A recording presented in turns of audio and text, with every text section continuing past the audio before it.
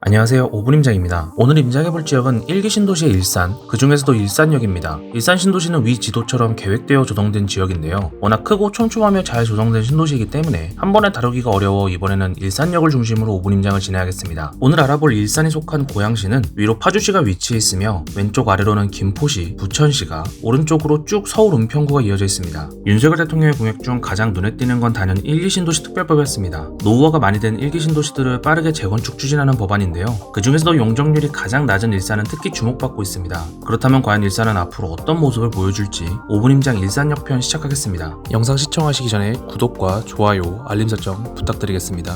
일산이 속한 고양시 인구는 107만 9천 명 수준으로 인구는 점점 늘고 있습니다. 100만이 넘는 인구의 도시가 계속 인구가 늘고 있다는 건 도시의 포텐셜은 물론 현재 입지 자체도 좋다는 의미로 보시는 것이 좋습니다. 고양시에서 오늘 알아볼 일산역에 위치한 일산 서구는 30만 명 정도의 인구가 거주하고 있습니다. 일산 서구의 세대수 중감 추이를 보시면 2018년부터 2019년 크게 늘었다가 현재는 정체 중입니다. 오히려 세대수 자체는 약간 줄고 있다고 보시는 것이 맞겠습니다. 인구 전출입을 보시면 파주시, 서울 은평구, 김포시 등으로 인구 전출입이 활발하며 그 중에서도 파주시와 가장 전출입이 활발한 것을 확인하실 수 있습니다. 고양시 전체 공급량을 보시면 2022년 올해를 제외하고 모두 공급이 부족하며 일산역이 속한 일산 서구의 경우 올해조차 공급이 상당히 부족, 2025년까지 쭉 입주가 없다는 걸 보실 수 있습니다. 현재의 분위기를 나타내는 미분양을 보시면 준공후 미분양이 113세대가 있는데 해당 단지는 도시형 생활주택으로 우리가 흔히 말하는 아파트는 아니기 때문에 분리하여 생각하시면 되겠습니다. 가장 영향을 많이 주고받는 파주시는 향후 정말 많은 공급량을 보여주고 있는데요. 그 상당수가 운정신도시에 해당됩니다. 그 다음 서울 은평구는 2023년에 수요보다 많은 공급, 나머지 연도에는 부족한 입주량을 보여주고 있는데요. 2023년의 공급은 전부 수색 유태원인 만큼 양질의 공급이라고 할 수 있습니다. 마지막으로 김포시는 2022년, 2023년 약간의 공급,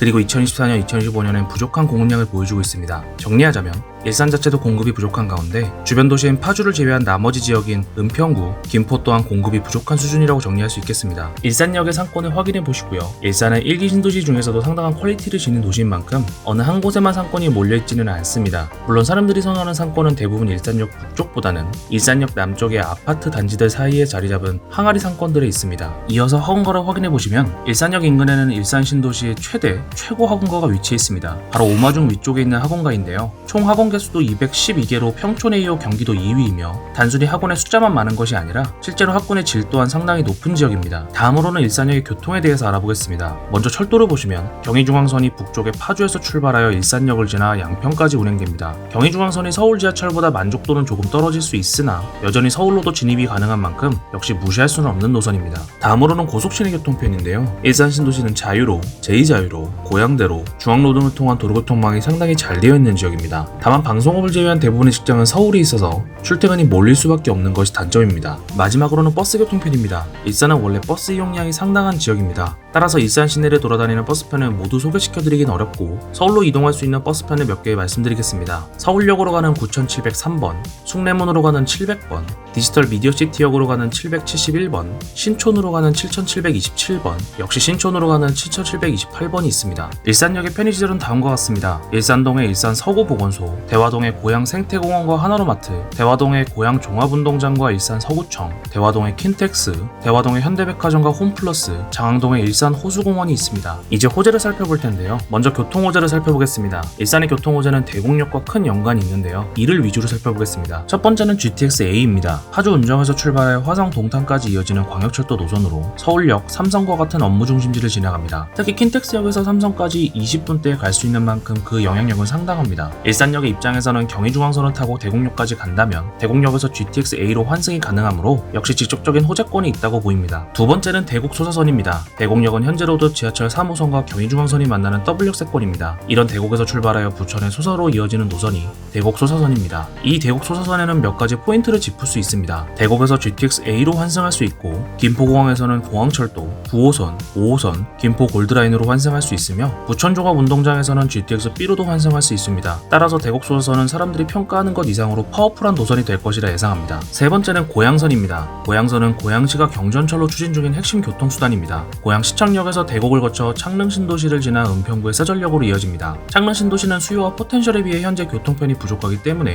필요한 노선으로 평가되고 있습니다. 향후 서부선과 연결되면 신촌, 여의도, 노량진, 서울대 입구와 이어지기 때문에 생각보다 주목해야 하는 노선입니다. 다음으로는 일산역의 개발 호재입니다. 가장 대표적인 건 일기신도시 특별법입니다. 일기신도시의 노후화가 워낙 심각했고 많은 사람들이 거주하는 만큼 사람들의 주목은 상당했습니다. 민주당의 후보였던 이재명 후보도 일기신도시의 재건축을 도와주는 내용이 공약에 담겨 있었습니다. 일기신도시 특별법의 주요 골자는 다음과 같은데요. 용적률 상향, 규제 완화, 이주대책 지원 이 세 가지입니다. 먼저 용적률 상향입니다. 일기신도시의 평균 용적률은 200% 정도인데 이 용적률을 최대 500%로 상향시켜준다는 내용입니다. 이를 통해 총 10만 호 이상의 추가 공급이 가능할 예정이라고 하는데 용적률이 너무 높으면 주거의 질이 떨어지므로 실제로 500% 상향이 될지는 지켜봐야겠습니다. 다음은 재건축 규제 완화인데요. 기존에 10년 이상 걸리는 재건축 단계들을 특별법을 통해 2-3년 정도 단축시킨다는 내용입니다. 다만 안전진단 단계에서부터 양도를 금지하는 내용이기 때문에 과연 재건축이 빠르게 진행될 수 있을지는 역시 의문입니다. 실제로 재건축과 같은 사업은 투자자들이 적극적으로 참여할 때 속도가 빠르기 때문입니다. 마지막은 이주대책을 지원해준다는 것입니다. 이주 전용 단지를 만들어서 재정비 기간 중 세입자들 또한 이주할 수 있도록 도와주며 현재 구성남에서 진행하는 것처럼 순환식 재정비로 진행하여 한꺼번에 이주 수요가 일어나지 않도록 조정하겠다는 내용입니다. 이번에도 일산역에서 세 곳의 아파트를 꼽았습니다. 일산 신도시에는 정말 많은 양질의 아파트 단지들이 있습니다. 그러나 이번 5분 임장은 일산역 주변의 단지들을 소개시켜드리는 것이 목적이며 나머지 단지들은 추후에 일산 신도시 편에서 말씀드릴 수 있도록 하겠습니다. 첫 번째 아파트는 문촌 3단지 우성입니다.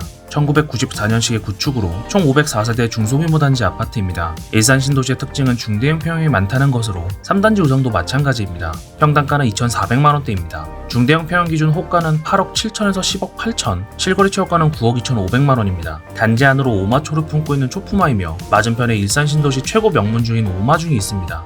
일산역 인근에서 실거주자분들이 선호하는 단지 중 하나로 방금 말씀드린 명문중이 가깝고 초등학교를 품고 있으며 크진 않지만 문화공원을 끼고 있고 후곡마을 최대의 학원과 상권을 가장 쾌적하게 이용할 수 있는 단지가 3단지 우성입니다. 역까지의 거리는 경의중앙선인 일산역보다는 오히려 3호선인 주염역이 가깝습니다. 또한 약간 거리는 있지만 도보로 일산 호수공원을 이용할 수 있습니다. 우성뿐 아니라 주변 단지들의 중대형 평형은 모두 비슷한 시세를 가지고 있기 때문에 임장 가신다면 우성만 보시기보다는 주변 단지들을 모두 살펴보시는 걸 추천드립니다. 두 번째 아파트는 후곡 4단지 금호 한양입니다. 1995년식의 구축으로 총 752세대의 중소규모 단지 아파트입니다. 평당가는 2,300만원대입니다. 국평기준 7억에서 8억의 호가를 보이며 실거래 최고가는 7억 7,800만원입니다. 초품화 수준으로 신촌초를 끼고 있으며 신이 비즈니스고 오마중이 주변에 있습니다. 4단지의 가장 큰 장점은 후곡마을 최대의 학원과 상권을 바로 앞에 두고 있다는 점입니다. 물론 4단지 외에도 많은 단지들에 해당되는 장점이며 4단지가 유독 다른 단지에 비해 뛰어난 것은 아닙니다. 단지 경의중앙선이 일산역과 가까워 대표적으로 소개드리는 것이며 실제로 일산역의 추후 서해선이 배치된다면 경의중앙선의 약점 중 하나인 배차 간격이 약간 해소될 전망이며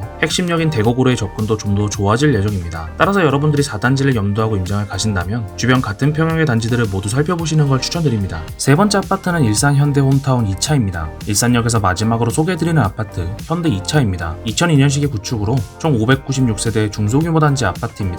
평당가는 1,800만원대입니다. 국평기준 5억 5천에서 6억 7천의 호가를 보이며 실거래 최고가는 6억입니다. 초품화는 아니지만 거의 초품화 수준으로 일산초가 단지 왼쪽에 위치해 있으며 약간 아쉬운 건 일산중 일산고가 약간 먼 위치에 있다는 것입니다. 앞에 두 단지는 일산역 기준으로 남쪽인 후곡마을에 위치한 아파트를 소개해드렸다면 마지막으로 소개해드리는 현대 2차는 일산역 북쪽에 위치한 단지입니다. 일산 신도시의 가장 큰 장점은 양질의 학원과 상권, 즉 인프라에 있습니다. 그러나 상대적으로 현대 2차는 이런 인프라를 이용하기 약간 어려우며 그 단점이 가격에 반영되어 있습니다. 그러나 그만큼 가성비 있게 매수 및 실거주할 수 있으며 일산역 초역세권으로 굉장히 빠르고 편하게 이용할 수 있습니다. 또한 일산역 북쪽은 재정비 이슈가 있기 때문에 향후 인프라가 좋아질 전망입니다. 물론 아래쪽에 후곡마을이 재건축된다면 현대 2차도 따라 갭 메우기가 가능합니다. 장기적으로 부동산의 가치를 기대하면서 가성비 있는 단지를 찾는다면 고려해보실 만한 아파트라고 생각됩니다. 윤석열 후보가 당선이 되고 여러 공약을 실제 정책으로 추진함에 따라 일기 신도시는 가장 큰 주목을 받는 부동산 중 하나가 됐습니다. 이런 일기 신도시 중에서도 일산은 다른 일기 신도시보다 유독 크게 사람들이 이목을 끌고 있는데요. 분당은 가격대가 너무 높아 접근하기 어렵고 평촌과 중동, 삼본동은 용적률이 높아 일산이 상대적으로 재건축이 수월하다는 점 때문입니다. 여기에 대곡역을 중심으로 한 교통호재는 물론 대곡역세권 개발까지 천천히 이루어진다면 일산 신도시는 가장 큰 수혜를 받는 지역 중 하나가 될 예정입니다. 그러나 최근 정권이 바뀌며 부동산 시장이 다시 들썩거림에 따라 윤석열 대통령과 인수위는 재건축 추진 속도를 조절하려는 모습을 보이고 있습니다. 과연 1기 신도시 특별법이라는 대형 호재와 원래 훌륭했던 인프라로 일산이 쭉 상승할 수 있을지, 아니면 이런 분위기를 타지 못하고 시장이 꺾여서 하락하게 될지 5분 임장 일산 신도시 일산역 편을 다시 한번 꼭 시청해 보시기 바랍니다. 오늘은 일산 신도시 일산역을 임장했습니다. 댓글로 여러분이 알고 싶은 지역을 달아주세요. 5분 임장이 5분 안에 알려드리겠습니다. 감사합니다.